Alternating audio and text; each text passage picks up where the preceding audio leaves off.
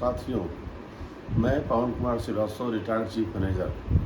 मैंने अपने fin channel के माध्यम से, फिन FINSAY के चैनल के माध्यम से बैंक से संबंधित तमाम स्कीमों के बारे में, सरकारी स्कीमों के बारे में और इनकम टैक्स के बारे में तमाम सूचनाएं वीडियो पर अपलोड की हैं।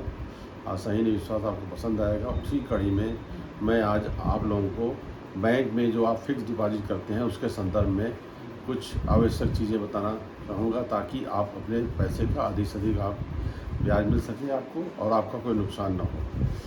सर्वप्रथम बैंक में दो तरह के डिपॉजिट होते हैं, डिमांड डिपॉजिट और टाइम डिपॉजिट। डिमांड डिपॉजिट से मतलब हमारा करंट अकाउंट, सेविंग अकाउंट में रखे हुए पैसे जिनको आप किसी भी समय निकाल सकते हैं, और करंट अकाउंट में कोई ब्याज नहीं मिलता है। फिक्स डिपॉजिट में इस समय 2.75% सालाना ब्याज है।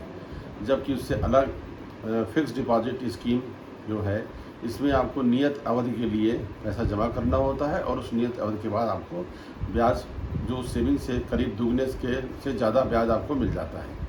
तो सर्वप्रथम फिक्स डिपॉजिट के दो रूप होते हैं। एक तो आपके पास अगर लमसम पैसा है तो फिक्स डिपॉजिट करना है आपको, जो मिनिमम 7 दिन से लेकर के और अधिकतम 10 वर्ष के लिए। और दूसरा होता है आवर्ती जमा खाता, रिकरिंग अकाउंट। मान लीजिए कि आपसे एक मुश्त पैसा नहीं है, आप हर महीने 500, 200, 400, 1000 जमा करना चाहते हैं। इसमें मिनिमम धनराशि 100 रुपये है और अधिकतम की कोई सीमा नहीं है, उसको आप जमा कर सकते हैं। लेकिन पीरियड इसमें 1 साल, 2 साल, 3 साल, 4 साल से लेकर 10 साल तक है। ये वर्षों के रूप में होता है, 1 से लेकर 10 के बीच। उससे ऊपर हम रिकरिंग डिपॉजिट नहीं खोलते हैं। और इन दोनों ही खातों में आपको तिमाही इंटरवल के हिसाब से आपका ब्याज का कैलकुलेशन होता है। जो दिए गए वार्षिक ब्याज है उसमें आपका 0.10 के आसपास ब्याज ज़्यादा मिलता है। इसमें ध्यान देने की बात यह है कि जब भी आप FD बैंक में कराते हैं तो बैंक में आप किसी भी सेविंग अकाउंट आपका होना ज़रूरी है। उसी के मार्फत आपको एक नई FDR बनती है और उसमें कोई भी व्यक्ति बैंक में अपना FD के लिए जो भी उसमें रेट ऑफ इंटरेस्ट हो, उस हिसाब से उस पीरियड के लिए शुरुआती दौरों में अधिक समय के लिए ब्याज ज़्यादा हुआ करता था, कम समय के लिए कम होता है। लेकिन आज की समय में, वर्तमान समय में 3 से 4 साल में ब्याज की दर ज़्यादा होता है और उससे ऊपर बढ़ने में ब्याज का रेट कम होता है। साथ ही अगर आप वरिष्ठ नागरिक हैं तो आपको आवर्ती जमा खाते और फिक्स डिपॉजिट में 0.5% से लेकर के 1% तक का ब्याज की अवधि वो आपको एक्स्ट्रा मिलता है। सामान्य तौर पर 0.5% है और इधर कोरोना काल में कुछ बैंकों ने 1% तक का ब्याज सालाना ज़्यादा देना शुरू किया है, जिसकी शायद निश्चित अवधि 30 सितंबर तक है। उसके बाद वो आगे कंटिन्यू करेगा कि नहीं करेगा। लिहाजा आप अगर सीनियर सिटीजन है तो किसी भी बैंक में, विशेषकर bank of Baroda, state bank, कुछ बैंकों में इस तरह से ब्याज का 0.5% का अधिक दिया जा रहा है। फिक्स डिपॉजिट में भी 3 तरह के होते हैं। आप चाहें तो उसी पैसे को जोड़ते रहें और 2 साल 3 साल बाद ब्याज सहित आपको मिल जाए। दूसरा है कि लमसम अमाउंट, अगर आप जैसे मान लीजिए रिटायरमेंट हुए तो आप उस पैसे को मंथली इंटरेस्ट के रूप में ले सकते हैं, या क्वार्टरली के इंटरेस्ट के रूप में ले सकते हैं, या छमाही इंटरेस्ट के रूप में ले सकते हैं। कोशिश कीजिए कि आप तिमाही इंटरवल पर ब्याज लीजिए, क्योंकि मंथली इंटरेस्ट जो आप लेते हैं उसमें कुछ ब्याज 0.02% के आसपास ब्याज कम मिलता है, रिस्क जो कि आपको ताकि इस पैसे को इन्वेस्टमेंट करके ज़्यादा आपको ना मिल पाए। और इस स्कीम में एक चीज़ का ध्यान रखने का कि आप अपने जो भी FDR बनाते हैं वो आपको प्रिंटेड फॉर्म में मिलता है। आजकल पेपर साइज के ही फॉर्म पे FDR बैंकें, ज़्यादातर बैंकें दे रही हैं। जो प्रिंटेड फॉर्मेट आता था उसकी जगह पे आप मैच्योरिटी डेट ज़रूर अपने पास लिख लीजिए। हालांकि बहुत सी बैंकें समय समय पर अपने कस्टमर को इन्फॉर्म करती हैं कि आपका FDR मैच्योर होने वाला है, क्योंकि मैच्योर होने के बाद FDR पे अभी तक तो ऑटो रिन्यूअल 1 साल के लिए सभी बैंकें कर रही थी। लेकिन अभी वर्तमान समय में 2-3 महीना पहले रिजर्व बैंक के सर्कुलर के हिसाब से अगर आपकी कोई FDR मैच्योर होती है तो उस FDR को मैच्योर होने के बाद आपको सिर्फ सेविंग बैंक का ब्याज मिलेगा। मान लीजिए आपने 2 साल के लिए FD की और 2 साल मैच्योर हो गया, तो अगर 2 साल बाद आप जाते हैं 6 महीने बाद, तो आपको 6 महीने का सिर्फ बचत खाते का ब्याज मिलेगा। तो लिहाजा आपके ब्याज का नुकसान ना हो तो आप लोग अपने मैच्योरिटी डेट याद रखिए, उसके 1-2 दिन आगे आप उस FDR को तोड़ करके अपने खाते में ले करके जो भी आप नया FD करना चाहते हैं कर लें, या उसको रिन्यूअल आगे कराना चाहते हैं तो करा लें।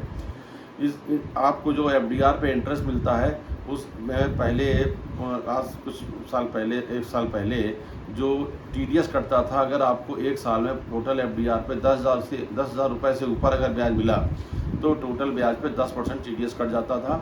और अगर आपका पैन नंबर खाते में नहीं है तो वो 20% कटता था, बाद में उस पैसे को लेना बड़ा मुश्किल होता था। लिहाजा अपना FDR करते समय ज़रूर ध्यान रखें कि आपका फिक्स डिपॉजिट अकाउंट में या आपके कस्टमर ID में जो सेविंग बैंक अकाउंट है उसमें आपका पैन कार्ड नंबर ज़रूर पड़ा हो। अगर वो नहीं पड़ा होगा तो आपको 20% टैक्स कटेगा और उसकी वापसी भी नहीं ले सकते रिटर्न भरते समय। अगर आपने पैन नंबर पड़ा है तो आपके 26 ईयर्स में वो इंटरेस्ट प्लस जो उस पर TDS कटा है वो उस पर दिखता है। उसी हिसाब से अपना इनकम देख करके अपना एडजस्ट करके अपना इनकम टैक्स भर सकते हैं। लेकिन वर्तमान समय में अब उन्होंने 40,000 रुपये तक का ब्याज पर TDS बैंकें नहीं काटती हैं। 40,000 का सामान्य पब्लिक जो 60 साल से नीचे है उनके लिए 40,000 है और 10,000 सेविंग का होता है, लेकिन फिक्स डिपॉजिट में 40,000 होता है। उसी तरह सीनियर सिटीजन के लिए 50,000 तक का ब्याज है, चाहे वो 10,000 सेविंग पे और 40,000 FD पे ले लें या पूरे FD पे 50,000 तक का ब्याज पे उनको छूट मिल जाती है। और उसके ऊपर अगर होता है और अगर आपने चाहते हैं आपकी टैक्स ना देना पड़े तो दो तरह के फार्म आते हैं, 15G और 15H। 15G फार्म होता है जो बिलो 60 ईयर्स के लोग होते हैं, 60 साल से नीचे होते हैं, वो लोग उसको भर के देते हैं कि हमारी इनकम टैक्सेबल नहीं है तो आपकी टैक्स नहीं कटता है। और जो 60 साल से ऊपर है उनका 15H होता है। तो ध्यान दीजिए कि अगर आपकी इनकम टैक्सेबल ना हो तभी वो फॉर्म भरें, अन्यथा उस फॉर्म भरने के बाद अगर आपका टैक्स की लायबिलिटी आती है तो आपको पेनाल्टी मिल सकती है इनकम टैक्स से। तो इसलिए आप लोग 15G और H में बहुत सावधानीपूर्वक भरें। अगर आपने दे दिया है तो अपना इंटरेस्ट की इनकम को अपने इनकम में कॉर्पोरेट करके ज़रूर चेक कर लें।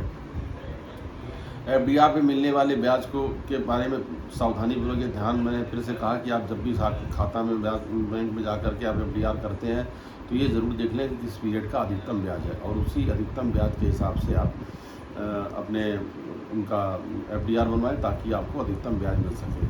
साथ ही साथियों, जो रिजर्व बैंक के हिसाब से अगर कोई खाते को आप 10 साल तक ऑपरेट नहीं करते हैं तो वो चाहे FD हो चाहे सेविंग हो तो वो रिजर्व बैंक के पास चला जाता है। उसके बाद उस पैसे को वापस लेना बड़ा ही मुश्किल होता है। लिहाजा कोशिश करके आप ये ज़रूर ध्यान रखें कि अपने खाते को चेक करते हैं कब आपका 10 साल के अगर अंदर है तब तो उसी बैंक से मिलेगा, अदरवाइज़ आपको RBI के पास चला जाता है। आपको प्रोसीड्स उसी बैंक से करना है, लेकिन आप उस पैसे का भुगतान मिलने में आपको विलम्ब हो सकता है। आपका ही पैसा आपको समय पे काम नहीं आएगा।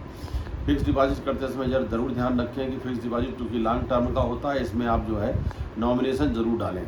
नॉमिनेशन ज़्यादातर बैंकों में सिर्फ सिंगल नॉमिनेशन होता है। अगर मान लीजिए 10 लाख की FDR है तो अगर आपके 2 बच्चे हैं तो 5-5 लाख के 2 FDR अलग अलग कर दीजिए, दोनों में नॉमिनेशन अलग अलग हो सकता है।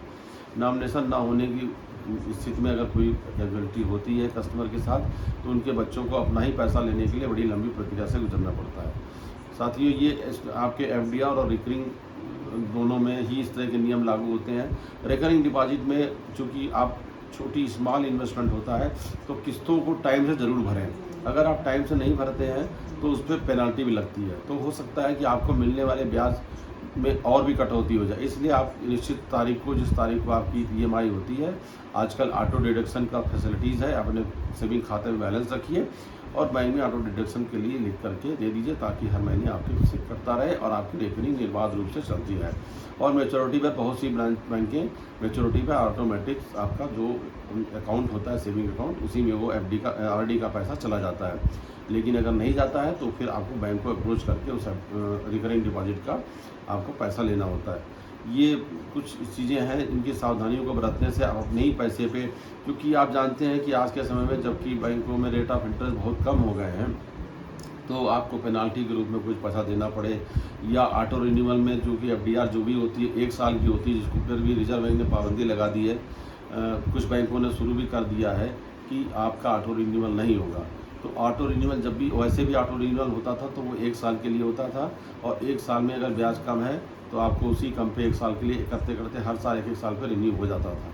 तो इसलिए आप ब्याज से आपकी बचत हो और आप अपने फिक्स डिपॉजिट की, अपनी गाड़ी कमाई के पैसे की अच्छा इंटरेस्ट पा सकें। तो ये सावधानीपूर्वक आप FDR के समय ध्यान दें इन सब चीज़ों का। तो मुझे लगता है कि आपको फिक्स डिपॉजिट आप एक बैंक में रखें चाहे किसी बैंक में रखें, उससे फ़र्क नहीं पड़ता है, छोटे अमाउंट में रखें या बड़े अकाउंट में रखें, क्योंकि आपके 26 ईयर्स में इंटरेस्ट का अमाउंट ज़रूर शो करता है। आप किसी भी तरह से इनकम टैक्स से आपको नहीं बच सकते हैं। लिहाजा इसलिए अपने हिसाब से FDR के टुकड़ों में रखें, जो ज़रूरत के हिसाब से, अगर आपको पूरी एफडीआर ना तोड़नी पड़े। क्योंकि बैंकों में अगर आपने फिक्स डिपॉजिट कर दिया है तो वो लिक्विड मनी होती है, लेकिन पीरियड तो उसका होता ही है। अगर मान लीजिए किसी वजह से आपके पास कोई 10 लाख की एफडीआर है, आपको 2 लाख की ज़रूरत है, तो आपको उस पर लोन भी ले सकते हैं। 75% से लेकर 80% तक उस पर लोन मिलता है, और जो एफडीआर का रेट ऑफ इंटरेस्ट है उससे 1% एफडी पे लगता है। और अगर एफडी बीच में आपकी प्लेज हो जाती है, जो बैंक के पास रहती है, अगर आप समय से पूर्व उसको छुड़ाना चाहें तो जमा करके छुड़ा सकते हैं। नहीं छुड़ाते हैं तो आपके लोन का अमाउंट उसी एफडीआर के मैच्योरिटी वैल्यू से समायोजित करके डिफरेंस अमाउंट आपको दे दिया जाता है। अगर मान लीजिए कि आपकी एफडी आपको ज़्यादा की ज़रूरत है तो आप प्रीमेच्योर पेमेंट लेते हैं, तो 1 साल के अंदर अगर एफडीआर होती है, 1 साल के अंदर अगर आप तोड़ते हैं, मान लीजिए आपने 3 साल की एफडी की और आप 11वें महीने में आप एफडी को प्रीमेच्योर पेमेंट लेने चाहते हैं, तो आपको 11 महीने का जो अप्लीकेबल रेट ऑफ इंटरेस्ट है -1% करके आपको मिलेगा। लेकिन 1 साल के बाद अगर आप जाते हैं तो जो भी अप्लीकेबल रेट ऑफ इंटरेस्ट है उसमें कोई पेनल्टी नहीं होती है। इन सब चीज़ों को ध्यान रखते हुए अपने खाते का संचालन करें। आशा ही है, आपको विश्वास है कि ये वीडियो आपको पसंद आया होगा। अगर पसंद आया तो लाइक करें, शेयर करें। नमस्कार।